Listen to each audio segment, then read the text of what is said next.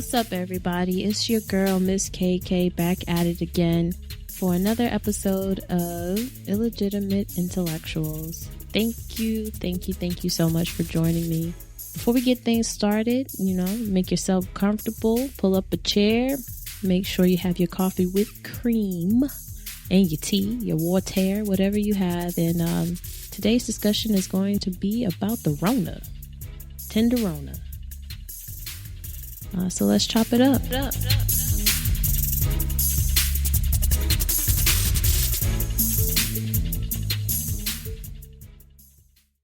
Some time ago, a friend of mine dropped by, Hannibal, shout out, and we were talking about the various nuances, as it were, of Corona, trying to discuss whether or not we thought it was real. And I know that's offensive to some people, and I don't mean to be offensive at all, especially to those who have lost relatives or loved ones to what the medical industry has or did label as COVID-19. And the reason why I say that is because, for the most part, the average person is not a doctor. You, as an average person, can't really argue the validity of a prognosis or a diagnosis with a doctor if you yourself are not one, which is crazy because no one knows your body better than you do. And yet their whole job, everything that they do is known as practice. And yet they're supposed to be experts, yet they're practicing. Another thing I found suspicious with Corona or rOnA, and I say that so that, my content isn't flagged and everything, but there wasn't a lot of suspended activity in terms of funeral homes. There wasn't a lot of activity in terms of like mass pyres or, having to burn or cremate bodies. And we didn't see, even though we got daily, almost hourly updates of the amount of deaths in certain areas, certainly in my area. I have a close relative in New York. She was giving play-by-play updates like it was Wimbledon. It was very, it was a lot. That's the only word I could think of. It was a lot. And in terms of the updates and the information, it just did not seem right. It just didn't seem as though the amount of deaths were consistent with a funeral home. If all these people are dying, then there should have been, funeral home directors, morticians. The obituary section of the newspaper should have been like ridiculous, but none of those things happened. I never saw, and in all fairness, I don't watch the news, but I never heard of anyone saying, oh my gosh, they interviewed so many morticians on the news and they're overwhelmed. This didn't occur in New York, Massachusetts, California, all the places that they said were hot spots. I never heard of there being a shortage of space to put bodies because we just couldn't keep up with the deaths. And so that made me question the statistics that were given to us because there really weren't any. And that was suspicious. Never before had the local news provided daily updates on how many people died in the state pre-corona. So that's suspect in and of itself. Like the weather, they're telling you how many people are dead. That's very morbid, to say the least. But when you consider the fact that you had nothing to compare it to, how is that useful information? If you didn't know how many people died on May 15th, 2019 in your area, how do you know that the amount of deaths that occurred on May 15th, 2020 was any more or less than it was last year? And we're not going to go down the rabbit hole of, doctors and coroners being forced to put COVID as the cause of death, even if you got shot in the head, if you tripped and fell off a building. A lot of people still want to believe this narrative. They still want to believe that despite there not being accurate statistics, accurate information, the disease itself, the virus itself, the characteristics of it has changed every so often. Every couple weeks is different. At first, it was everybody was getting affected. Then all of a sudden, Black people were more adversely affected than anybody else. Then children started getting sick in an odd way. And in the midst of all of this being announced, they're also announcing the fact that they're doing trials on a vaccine. What is the vaccine treating when the virus itself keeps changing? Who's going to take that? Who's going to take a vaccine for a disease that the medical industry itself hasn't even figured out? So it makes you wonder, where does the information come from? Where are they finding these children that came up with these ailments or these symptoms? And how did they connect it to corona? And they're doing this in spite of the president of Tanzania saying that he tested a goat and a papaya and it came back positive for corona. How can we trust this? The CDC's website is saying that their numbers are padded, basically. Don't take my word for it. You can go to cdc.gov and see for yourself. They're telling you that their total is speculative, meaning some of their numbers are assumed. And they're not, again, because we're not getting real stats. We're just getting total numbers. We're not getting a percentage with context and information. Just like how we were getting a daily update on how many people died every day without knowing how many of those people were already ill, how many of those people died of natural causes. None of that was given, just a large number. The CDC said the same thing. They just gave one large number and they're not saying X percentage is assumed or presumptive or presumed cases. And that is suspicious.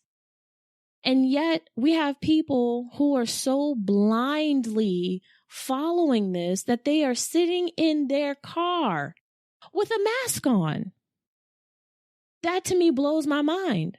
And during this whole flu-gazy episode of the rOnA, some YouTubers have put out some fantastic content, namely Dane Calloway, who always does a great job and always puts out very thought-provoking content and material, but also Amazing Polly. I mean, her stuff is irrefutable. She does a great job at piecing things together. And she has a really great video piecing together who funds the WHO. And when you look at that, it's clear as day that there is an agenda and there's clearly people who benefit. As sick as it sounds, pun intended, there are people who benefit and who profit from the illness and demise of people. And really, when you think about all of that, what was accomplished? They didn't eradicate the virus because it's a virus if it's real. But what they did accomplish is social engineering and conditioning. Because now you literally have people who don't want to touch the same doorknob that you touched. Even though if we're standing in line and you're behind me, regardless of the fact that we're 6 feet apart, you're still going to occupy the same space that I did. That's dumb. Okay? It's dumb. And if we're 6 feet apart, why do we need the mask? And if we have the mask, why are we 6 feet apart? It doesn't make sense. Again, this is illegitimate intellectuals. I'm not a college professor. I'm not a college graduate, just like Bill Gates. However, Bill Gates is able to convince the entire world that they need to be vaccinated, and he's a billionaire. But if I say to people, we don't have closed respiratory systems, meaning you have to inhale and exhale toxic air out. You're now poisoning yourself because you've made an open respiratory system closed. So now you're recycling your exhale, basically. And I mean, I think there's like alarms that people have in their house for when the carbon monoxide levels get too high, like when you have gas turned on because you can't smell it, but you can still die from it. If that's the case, then why are we self-imposing masks? Why are we doing that? That contradicts your common sense. And so when I was speaking to Hannibal, I asked, why does he think that people behave this way? Why are people overriding all sensibility to wear masks, to wear gloves, to buy toilet paper in bulk? And his response was fear.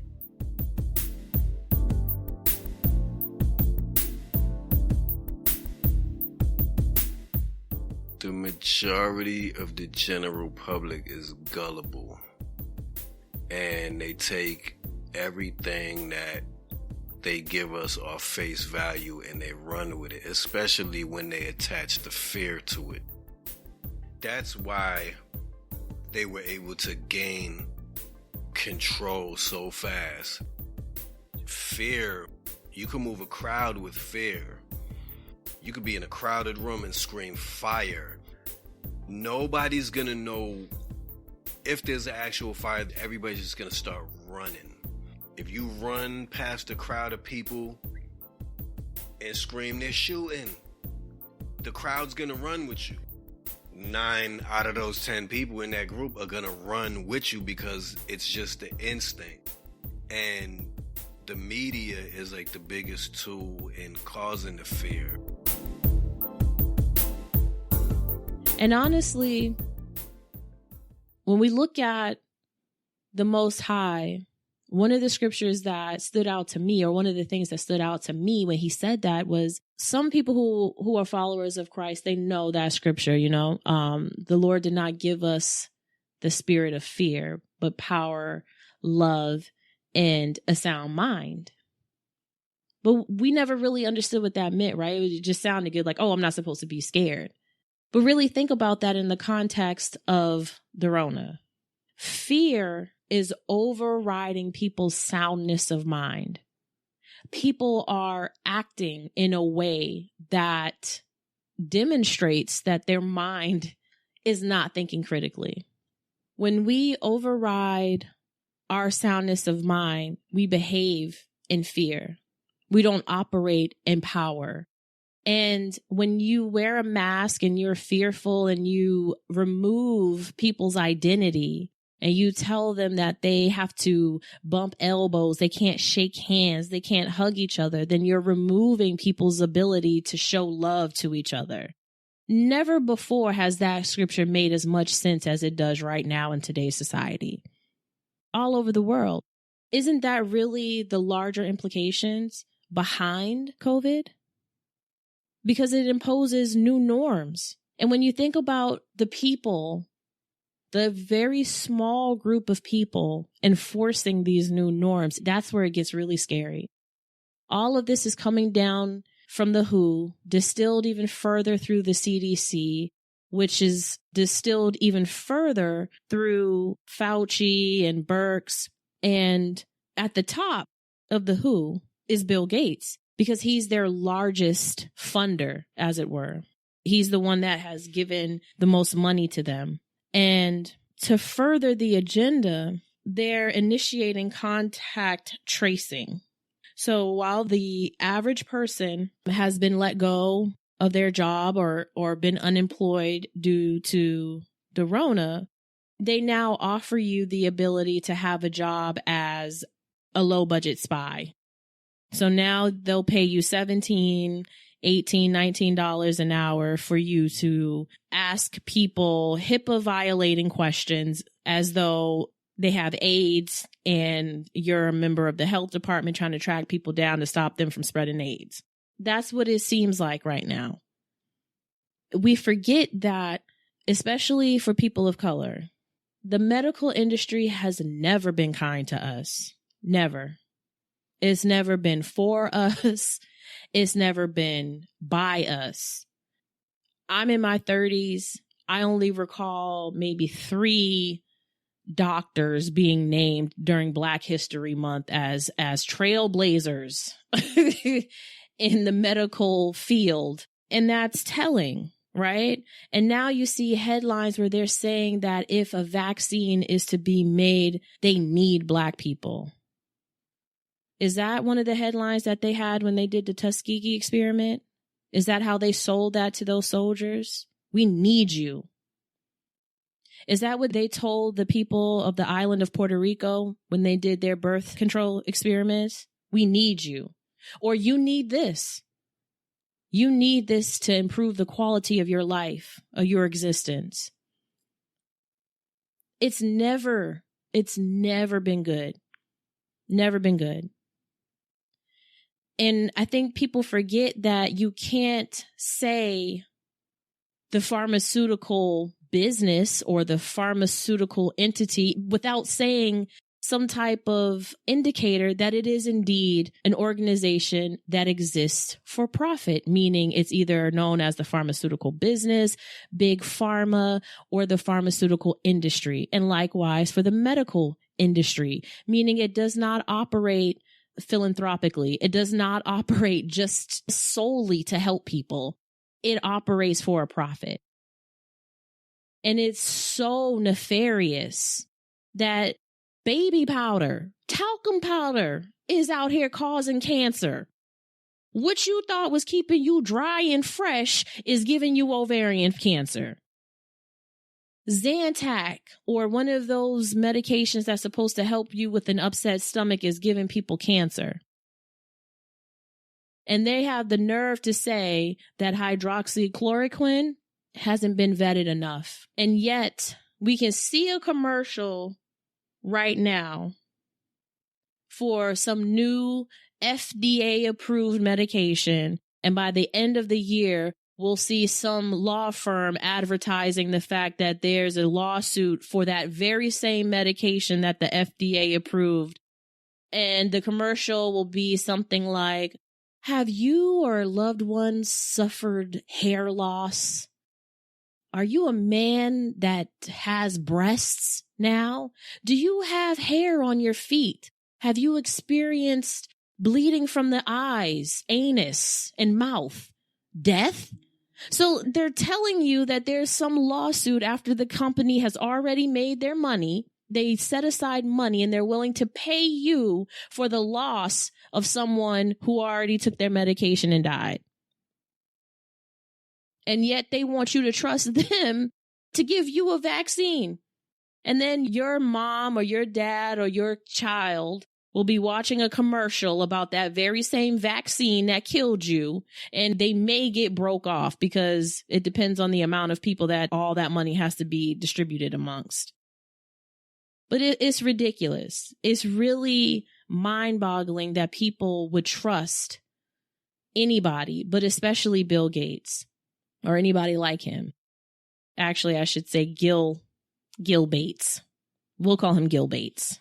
That anybody would trust Gil Bates to tell them about viruses when if I have a Microsoft computer, I have to buy antivirus software from another company to keep my computer safe. His computers don't even come without viruses. And I'm supposed to let him vaccinate me as a person? Nah, I'm all set. We're not paying attention.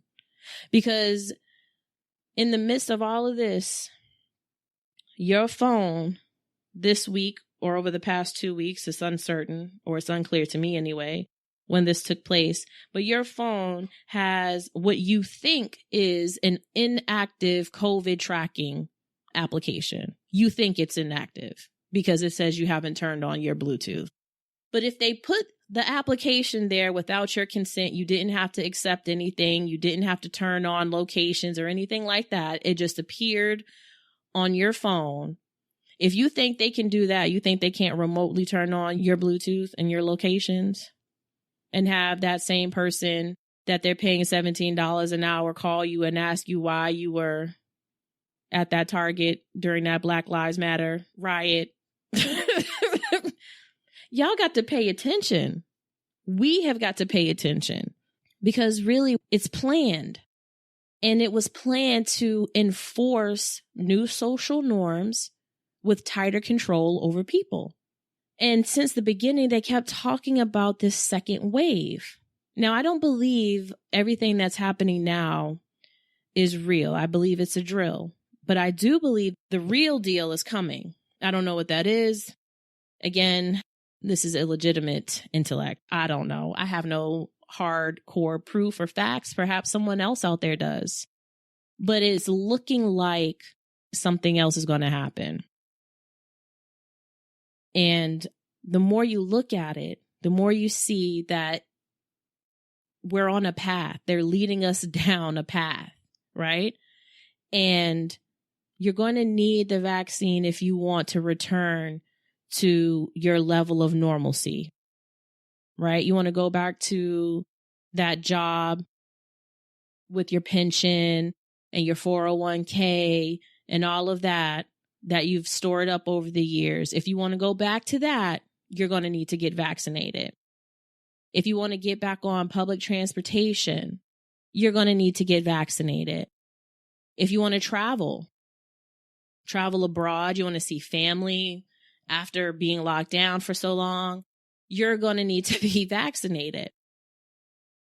And that's only going to be the case if people don't rise up and speak out and decline forcefully that's not going to stand. They're not going to stand for that. Especially when the medical and pharmaceutical industry at best is about 200 years old. You explain to me how humanity has survived for thousands of years. Thousands of years. And the medical industry is only 200 years old. Does anybody think about that? Does anybody consider that humanity lasted for thousands of years without a doctor prescribing them medication that they had to go to a pharmacy to pick up? There's all types of natural remedies that have been taking care of humanity for all this time. Hibiscus tea, dandelion tea, elderberries. Hannibal was telling me about sea moss gel. So sea moss gel, one of the other names it goes by is Irish moss. And it's basically like seaweed that grows naturally in the Caribbean.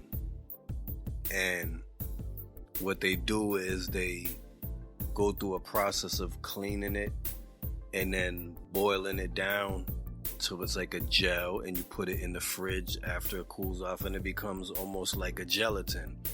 And you take supplements of it every day.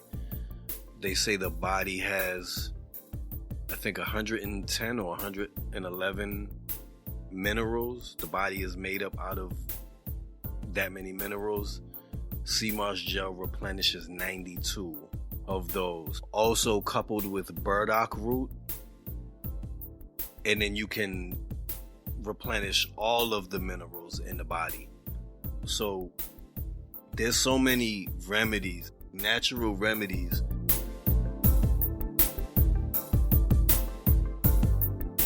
There's black seed oil. I personally take oregano oil, not the essential oil, but actually a version of it that you can consume. There were reports floating around out of China that people were being cured in the hospitals there of the rOnA with mega doses of vitamin C. And supposedly that works wonders when used in conjunction with zinc. Now, if you can get outside and get you some vitamin D from being in the sunshine and going to the beach where the air has salt in it, which I don't know any germs that can survive in that. But as long as you're outside and your immune system is being tested and put to work, it will continue to work. We survived the Spanish flu as a race, meaning the human race. We survived bubonic plague and a host of other things that we survived over the years.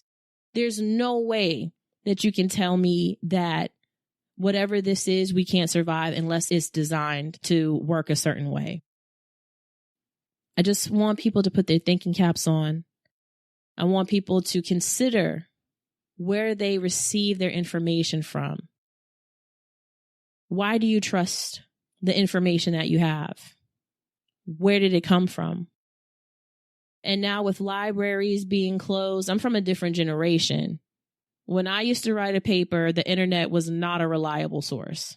I could not cite a website as a reliable source. Showing my age, but we need to go back to a time where we could read hard copies and tangible things as proof. But we've gotten to a point where we just want to share information. We don't even fact check it. We just share it.